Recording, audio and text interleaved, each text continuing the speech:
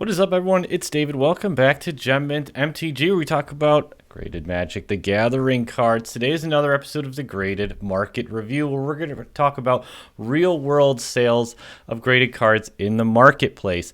These are all cards that were sold within the last month or so we're really getting a good snapshot of the current market. A lot of these listings are from the last week or two in January of 2023. So I'm really excited to see how the market is shaping up during these turbulent times. If you appreciate content like this, I'd appreciate your subscription to this channel. So hit that subscribe button and join in the fun, because we're going to be doing this kind of stuff all the time here on Gem Mint MTG. All right, let's get into this first card. Okay, let's get things started off here with our first card here. This is a revised Serra Angel in 9.5 condition, BGS 9.5 condition. That sold for $157. Pretty crazy when you consider the fact that a near mint revised Serra Angel is only a couple bucks. When you adjust for the grading fee, it gives it a multiple of 3x. So 3x is very good on any 9.5, generally speaking. Really, you don't get premiums above that unless it's a very exclusive card or like something from like Arabian Nights or Quads or Alphas or something like that. But 3x multiple on a card like this is fantastic. We've talked about several times, if you've been watching this channel for a lot, about how generally the lower the value of the near mint card, the higher multiple you can get, just because the effect on the wallet is a lot lower, which for a card like Serra Angel, where it's a very iconic card, everybody knows this card, the artwork is very iconic, and it's just one of those cards everybody wants to have a nice Serra Angel in their collection. I know I do. I don't have any graded copies yet. I've got obviously I have revised ones, unlimited ones, but having a nice Gem Mint copy of Serra Angel is a fantastic piece for your collection. And I can understand why someone would pay $150, more than $150 for a 9.5 Serra Angel, even though it's just a $2 card. So really cool card to get us started off here. I think also another thing that I want to say is I think cards like this are a great way to get integrated collecting, because the barrier to entry is very low. You're getting a really iconic card in a really high grade, and it's the kind of thing, there's always going to be a really good market for this stuff. So I see it as a very low risk entry point. So if you're on the fence about getting into graded cards and maybe you don't want to spend a lot, but you still want to have like a really iconic piece that, you know, anybody could appreciate, I think this is a great way to get into it. So that being said, let's get into our second card. A Force of Will from Alliances, also in 9.5 condition, that sold for $279. Now, this card, in my opinion, this is just my opinion, is a card that I would avoid. I don't particularly like this card in graded condition. There's a lot of these available. This is also an uncommon, but I just don't see the kind of premiums for this card like I do for a card like Serra Angel, or something like that, you know, something really iconic. It's a very iconic card, but I just think there's a lot of them out there. There's a lot of them out there that are in really, really good condition. And it just seems like the kind of card that never seems to fetch a really strong premium. Like when you look at this, the math on this one, selling for $279, on average, they're about $92. I mean, this card's just been reprinted so many times. Obviously, there is something to be said about the Therese Nielsen artwork, you know, kind of being on a pseudo reserve list. And I understand that argument, but it's just not the card for me, and not the kind of card that I would recommend somebody to get into, especially if you're just getting into the game. But sold for a multiple of 1.49, which it's not terrible, but when you compare it to other cards and kind of like what the future looks like for this card, I just don't see a lot of value in a card like this. Now this, on the other hand, this is pretty wild. So this is an Alpha Island. This is the version 1. In Alpha, there was V1 and V2, and then in Beta, they added the V3. So this card sold for $325. Near mint, they're running well over $100 right now, and 113 with the grading fee, 163 gives you a multiple of 2x. Is that right? Hang on.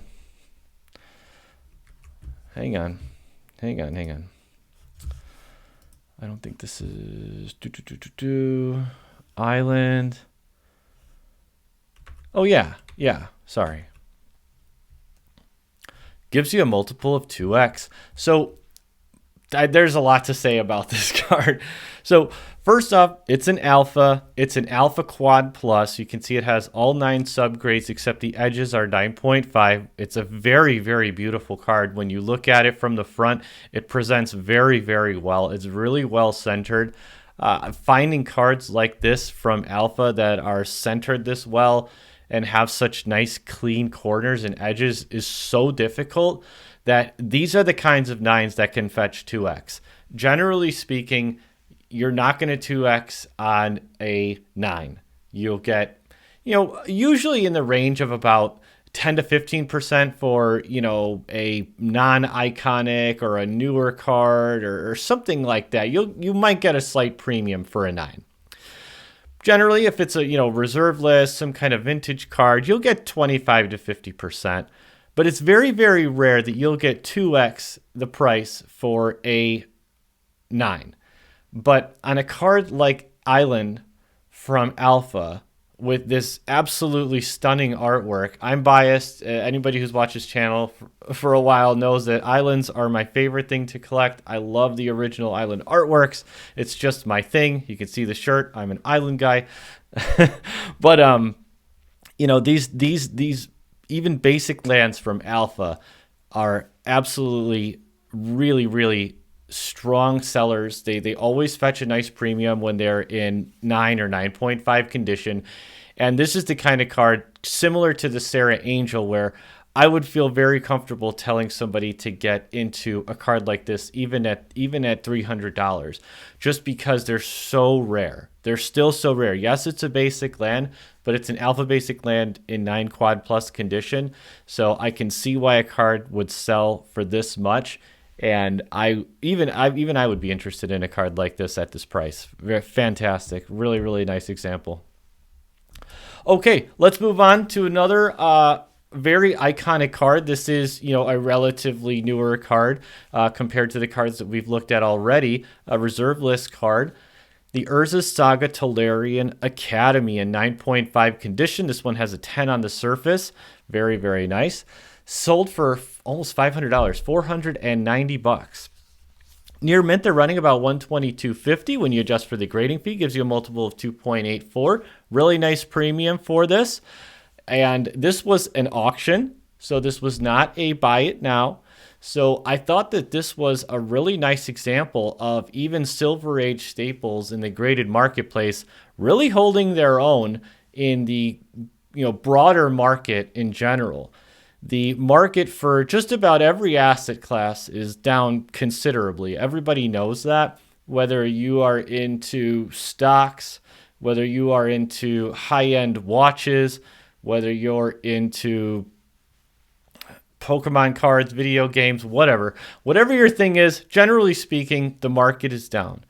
And I think that this is a great example of the vintage, high-grade Magic the Gathering cards holding their value extremely well in the wake of both the market downturn as well as Magic 30th.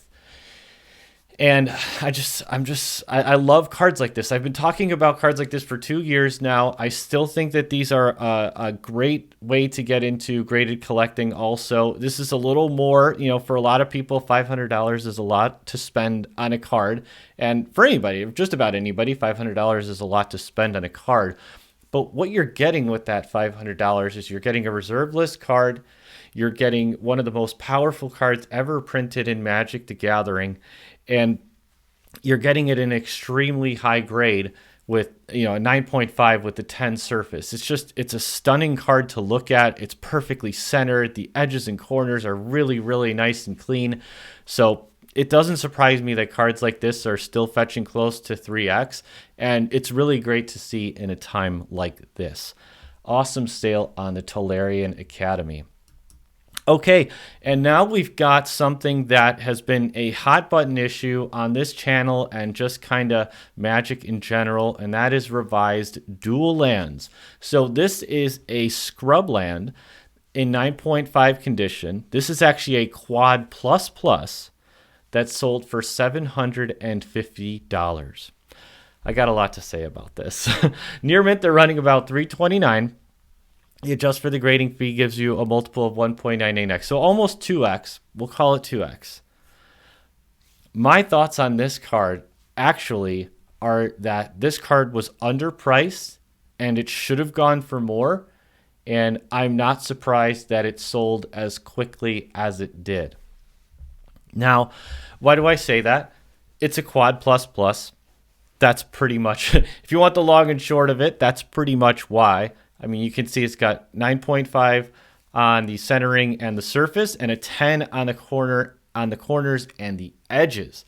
The subgrades are so good on this card, and the presentation, it looks really good. I think if I have to nitpick, I think the centering grade was a little bit generous, but even that taken into consideration, I think that 6 to 12 months ago, a card like this would have been 1,000 plus. Easy. And I honestly think that if the person selling this card was a little more patient, they could have listed that card for higher and got more for it. I know myself personally would have been interested in this card. I think it's kind of hard for me to tell exactly how long a card was on the market with sales like this, but it seems like this card got scooped up pretty quickly, and it doesn't surprise me because I think that this might have just been a case where, times are tough right now, and for a lot of people, they just need money. They need cash. They need it now, whether it's to, support themselves or their family, or they, really want to be able to put money into something else, and they've been holding on to something like this. People need money. And when you need money, generally sometimes you'll take a less than something is truly worth. And even though I've been critical of investing in revised dual lands, I think an example like this is, kind of an example like this is different. It's a 9.5 quad plus revised dual land. It's absolutely beautiful. And for $750, I think this was a steal. Even me. I think if you're the person who purchased this card, you got a fantastic deal. If you're the person selling this card, maybe you needed the money and you wanted to sell it quickly. You probably did do that, so you did accomplish your goal. But I do think that this card could have sold for more, especially considering the fact that compared to another card that we're going to get into, not next card, the one after that, another dual land, you can get a lot for these dual lands still. But let's move on to Yavimaya Hollow from Urza's Destiny in BGS 9 condition with 10 centering. Sold for $850. Near mint, these are up to $765. Adjust for the grading fee, gives you a multiple of 2x, which is... No, that's not right. Hang on. 1.49.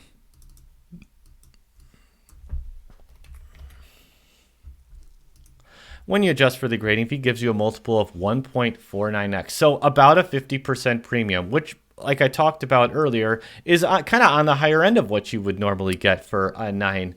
And a card like this, I think that the reason a card like this fetches such a high premium, even for a 9, I mean, it's almost $1,000 for a Yavimaya Hollow. That's crazy. But the foils are so hard to find in, truly gem mint condition these days. Foils that haven't had any surface damage. This has a 9.5 surface on an Urza's Destiny card from 98 or 99, whenever this is from. I mean, that's a long time to keep a card surface pristine. And also, these cards, the older foils generally don't curl nearly as bad as the newer ones, but still, I mean, it's still a foil card, and they're hard to keep in good condition. So it doesn't surprise me that it's reserve list, it's a foil, it's a really neat card. It's got a kind of like a notorious history because of, channels that have talked about publicly buying out this card. there's just a lot going for it, and it doesn't surprise me that a card like this can sell for $850. Okay, and like I mentioned, there is another dual land on this list, and that is a Plateau from Revised, and this is also a 9.5 quad plus plus Plateau. So this card sold for $900. So compared to the Scrubland that sold for $750, this card sold for $150 more in pretty much the same 9.5 quad plus plus condition. So they have, they have a lot of similarities. Plateau and Scrubland are definitely on the lower end of the tier list for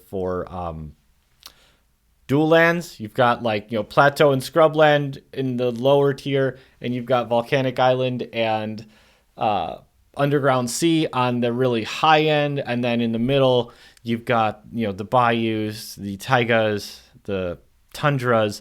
Those are kind of in the middle. But Plateau in 9.5 quad plus plus condition for $900. Even this, I think, is a good price. Honestly, I really honestly do. A multiple of 2.34. I mean, I would say that is applicable to a basic 9.5. And a 9.5 quad plus plus, I believe even these days in this market, with 30th, whatever, everything going on, I still think this is a $1,000 card. I think even at $900, this card was underpriced. And both this and the Scrubland, I think, are $1,000 cards that are getting sold for a little bit less than that because of the current state of the market. But that's enough about dual lands. Let's move on to everybody's favorite card from the Silver Age. Well, some people like Mox Diamond. But Gaea's Cradle from Urza Saga in 9 condition. This is a quad. Sold for exactly $1,000. So a 9 Gaea's Cradle just sold for $1,000. Now, this card has retraced a little bit. I think at the peak of 2020, 2021, these were selling for about $1,200, maybe $1,300. I remember Card Kingdom had them listed for $1,400, but I don't think that they were actually selling for that. So near mint, these might have retraced a little bit, but not all that much. And being able to sell a Gaea's Cradle in 9 condition for $1,000 is still pretty incredible when you think about it in the grand scheme of things. 2 or 3 years ago, this was a $300, $400 card. Okay. 9s were selling for $400, $450. So, when you look at cards having retraced a little bit, or, maybe not selling as much as they were last year, you have to put that into perspective and remember that for a lot of people, myself included, we didn't get into these cards at $1,200 a pop. The Gaea's Cradles that I bought, I didn't pay nearly that much. So for me, seeing a 9 still selling for $1,000, when the market is completely tanked, this is fantastic. It's not a strong multiple. You can see on average, the near mints, they're still asking over $900 for near mints. We'll see how much that holds over the next 6 months. But a multiple of 1.02 is basically you're not getting much of a premium for that. But what I personally think is going on here is that the near mint asking prices are still just a little too high. I think that near mints for this should be around $800 to maybe $850. I think over $900 for Gaea's Cradle in near mint condition, it's just a little high. And I think that if you had near mint values a little bit less, your multiple would go up a little bit. And this would look like it makes a little bit more sense. I just personally think that Gaea's Cradle in 9 condition as a $1,000 card sounds about right. I don't think it should be that much more than that. I do think that people are asking a little bit too much for the near mint copies that they do have. And if they wanted to sell them, you'd have to lower that price a little bit. Let's move on to one of the most popular sets of Magic the Gathering, Arabian Nights, and a very iconic card from that set, Diamond Valley, in BGS 9 condition that sold for $1,112.76. Near mint, these are running at about 875. Just for the grading fee gives you a multiple of 1.2. So like we talked about, in that like 25% to 50% range is generally what you're going to get for 9s on vintage cards. What I think is going, there's a couple things that I want to mention about this card. So it is a 9, yes, but I personally think this card is overgraded. When you look at this card, we have one photograph of this card on the screen. The listing for this card had multiple angles, and just look at the top, look at the corners. Does this look like a mint card to you? It doesn't to me. Having 9 on the edges when you have clear wear on multiple edges, I think is generous. There's nicks on the corners, both of the corners on the top. There's markings on the corners on the bottom. It just doesn't look like a 9. And, we've talked about it before, and anybody who's been in the graded game for a while knows that you should buy the card, not the grade. And that means, really take a look at the card that you're buying. Overgrading and undergrading happens. It's, a natural symptom of a subjective process like grading. And you're going to have cards like this that, in my opinion, slip through the cracks. This doesn't look like a mint card. I would not classify this card as a mint card, and I wouldn't pay a premium for this card. Personally, I wouldn't have even bid on this card just because it doesn't look right. And I think this card should have been an 8, maybe an 8.5. But with edge and corner wear like that, why are you paying a premium for this? So, yeah, there's a lot going on here. There's an argument to be made for it, the fact that it's perfectly centered and it has a 9.5 surface, and I get that, but just myself personally, the wear on the edges and the corners makes me feel like this card was overgraded, and it's not a card that I would be interested in paying any kind of premium for. I think a card like this should have been an 8 or a 9 and sold for $800 to $900. That's just how I see this card. True like 9 quad plus Diamond Valleys that really, really present well, I think that's a $1,500 card. Okay, let's move on to our last card. The big kahuna, the Black Lotus from Unlimited. So what is going on with the Black Lotus in January of 2023? So this Black Lotus in 8 condition, so that's a near mint card, sold for $13,955. Near mint, now this is a little tricky. You got to be careful with these. But near mint, I'm going to say about $17,500. Now you could say, well, wait, this is a near mint card and it sold for $14,000. So why wouldn't you say the near mint average is $14,000? So there's a lot going on here, and I want to talk about it for a couple minutes. First off, this listing was very poorly put together. What you're looking at is the best photograph of this card in the listing. It's blurry. It's the text is almost illegible on the actual, like, the Black Lotus. Like, can you actually read what it says? I can't. The mono artifact is very hard to read. You can barely read Christopher Rush. And the text in the listing was like, I'm selling these cards for my friend.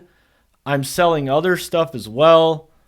Take a look at my other listings. Like, if you're selling an unlimited Black Lotus in near mint condition that actually does probably look pretty good, take some time and take proper photographs of the card from multiple angles. Have a nice description of the card that gives confidence to the people that are bidding on that card. If you're just scrolling through, if you are actually in the market for an unlimited Black Lotus and you've got 14, 15 grand to drop on it, you want to see something that gives that card pedigree. You want to see really nice photographs that show off the card's strength. You want to talk it up, make it a nice presentation that draws customers in. These photos sucked. You could barely even see the card. The person selling it is like, I'm selling it for someone else. Check out my other stuff. Like, no, you got to say, this card has been well kept for X amount of years. I've owned it for this long. I purchased it from this person at this time. Give the card a history, a pedigree, show it in really high definition photographs that show off the card's strength. Really talk it up. I really think that this card would have sold for a lot more if the person took the time to find the right seller for that card. If this card was being sold by like Kid Icarus or a reputable online Magic, high-end Magic the Gathering marketplace, like Graded Magic or Kid Icarus or something like that, or MTG Graders, I think this card could have sold for a lot more, and it's kind of a shame because it makes the market for these cards. There's not a lot of these sold all the time, so I think that there's kind of a lot going on here, and this card could have sold for more. That's going to do it for this episode of the Graded Magic Market Review. I really appreciate you watching and hanging out with me till the end here. If you're not already a subscriber here on Gem MTG, hit that subscribe button. It's the best way to support this channel with just the click of a button. All right, and for all my regular viewers, it's great to be with you all in this new year.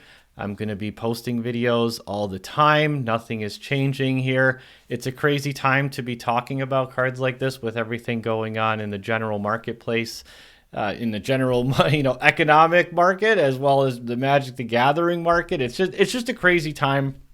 But you know what? We're going to get through it. We're going to cover it. And for everybody who's been buying cards during this time, for all of the long-term collectors, things are going to be fine. We're going to make it out of this. There's still a strong market for these cards. Like if you're somebody who's been doing this for a few years and you're watching this video, you're probably, hopefully, a little more optimistic about the state of things. I know that I am. It's been a while, it's been probably a month or two or so since I did a really, really, really in-depth review of sales. And, I have to say, I'm actually pleasantly surprised to see how much cards are selling for even today. I think there are some deals to be had and kind of cards that are going for less than they're worth, like the 9.5 quad plus dual lands. Like those are a steal. Like honestly, I'm not interested in purchasing raw dual lands right now for the prices that people are asking. I do think that they're overvalued, but really, really, really high-end, high-grade dual lands, those are always nice. Those are always nice. And keep an eye out for deals because there are deals to be had. And seeing stuff like the Tolarian Academy, 9.5 still fetching $500, like that's fantastic. Those prices honestly haven't really changed all that much. There's a lot of cards here that we've gone over before, and those prices haven't changed. I didn't have like the time to go back on every single card and talk about the history of that card. It's just like there's already a lot to talk about, but maybe we'll do like a separate video on that. But now that I've been collecting data for a while on 9.5s and 9s, like I can go back and show you like these cards have not depreciated in value very much, if at all, on some of these. Some of them have actually either been flat or gained in value. And in a time like this, that's pretty crazy. There's really not many asset classes that you can say that about. So that is reassuring for me. So anyway, let's wrap it up. Appreciate you watching. Till next time, have a great one.